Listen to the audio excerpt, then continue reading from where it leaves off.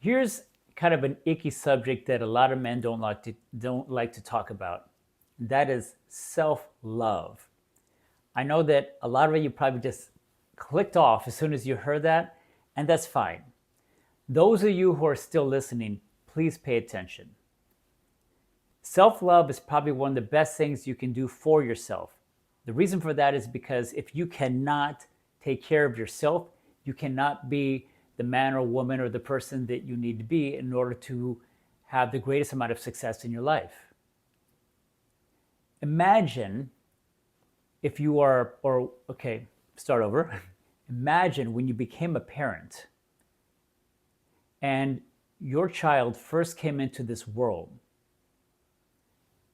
I'm guessing that you probably thought in that moment that you are willing to do and to sacrifice and to try to ensure that that child has everything that they need in order to succeed in this world.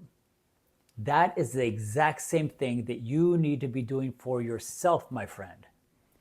Put yourself first.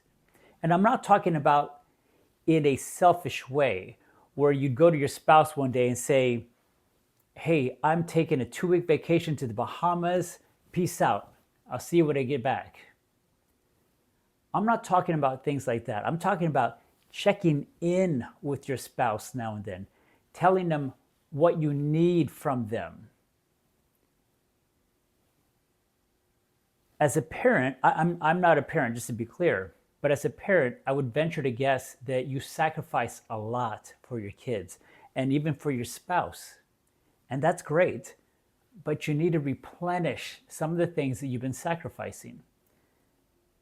That's why it's important to remain in good, constant communication with your other half. Let them know what it is you need.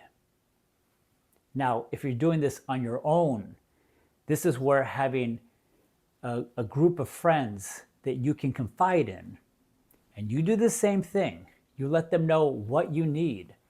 And if you don't know where to get it, they can tell you. They could probably mentor you and let you know where you could probably find it. Now, I'm talking about healthy needs. I'm not talking about like, hey, I need to get laid. Sure, that's great or whatever. But I'm talking about things that I need to unload some of the stuff, some of the stress that I've been carrying in my head and in my heart for a long time. I need to unload. In a lot of cases, that's where friends come in. But you need to find somebody that you feel like you can confide in.